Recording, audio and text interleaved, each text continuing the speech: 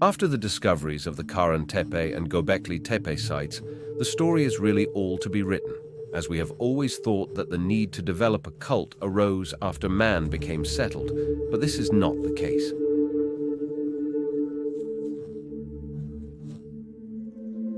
In fact, these two sites originated when man was still nomadic, and as time passed, he became sedentary.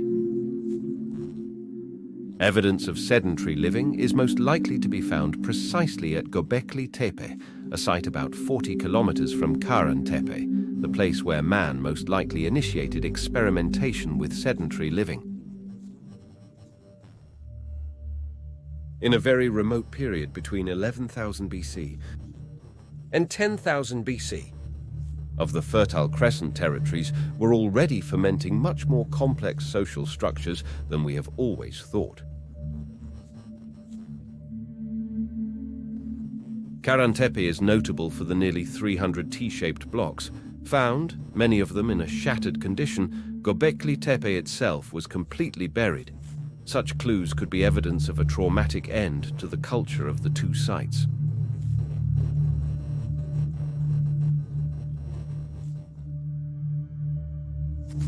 Karahan Tepe is known to be even older than Göbekli Tepe, which is precisely why it is unlikely that settled culture developed there.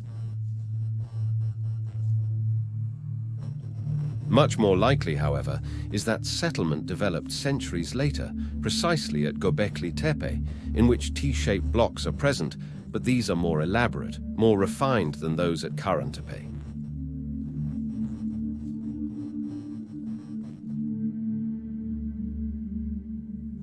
In Göbekli Tepe, the blocks are adorned with wild boar, birds, mammals, and generally depict various animal species.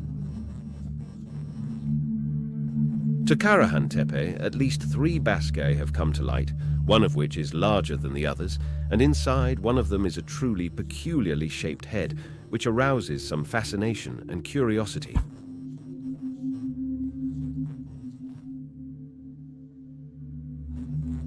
Many of these blocks have also been found in Göbekli Tepe, which some researchers believe should represent human beings. The horizontal part of the T would represent the head, while the vertical part would represent the body of human beings.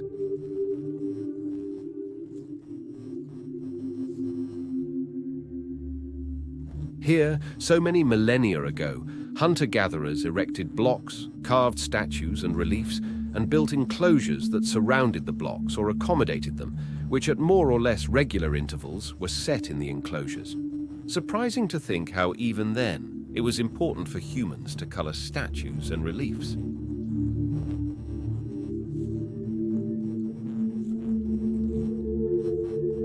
Traces of white, red, and brown pigments were found in one of them.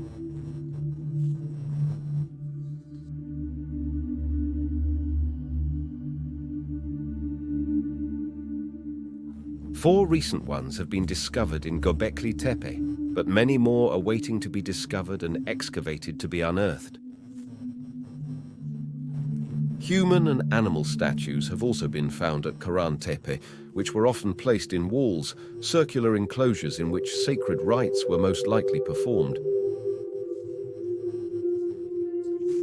Being even older than Göbekli Tepe, the Karahan Tepe site is even more mysterious, and the area that is best discerned so far is one in which there are several pillars inside, in a basin closer to the large enclosure, in which the presence of a peculiarly shaped head with an elongated neck stands out.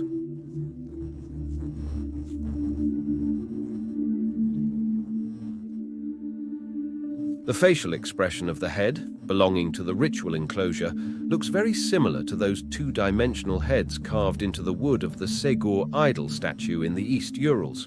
But this is most likely a coincidence, even though the two works would seem to date from the same period around 11,500 BC.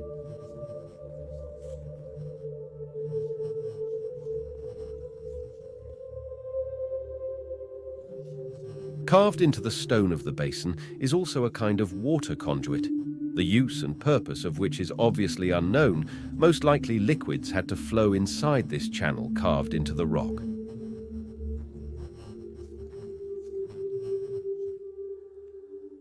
Apparently, the two archaeological sites would have strong correlations with elements related to the orientation of the stars. In particular, Göbekli Tepe has orientations closely related to the star Sirius, and the same figures depicted should be traceable to strictly astronomical correlations.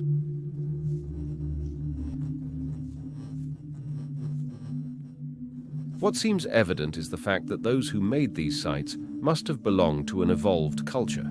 But while Karahan Tepe would seem to be a site at which a sedentary community did not develop, at Göbekli Tepe, at some point, a sedentary, settled society developed, and many argue, based also on other related and nearby finds, that the Neolithic Revolution society began here, and if what scholars say is confirmed, history would have to be rewritten, since, by popular opinion, there was the idea that the need to practice a religion arose at the time when man became sedentary and settled, while the two sites, one next to the other, some 40 kilometers apart, were probably built by nomadic hunter-gatherer communities.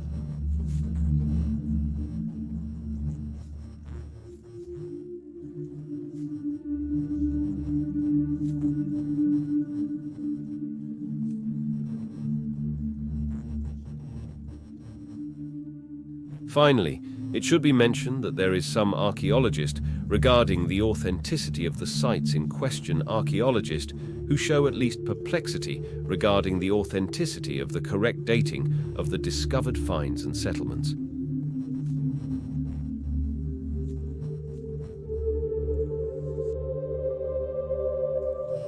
In any case, the fact remains that the two sites of Göbekli Tepe and Karahan Tepe are places full of charm and mystery.